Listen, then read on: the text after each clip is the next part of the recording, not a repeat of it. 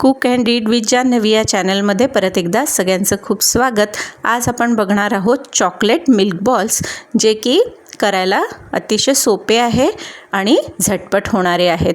याच्यासाठी आता आपण काय साहित्य वापरणार आहोत आणि कृती कशी करणार आहोत ते बघूया।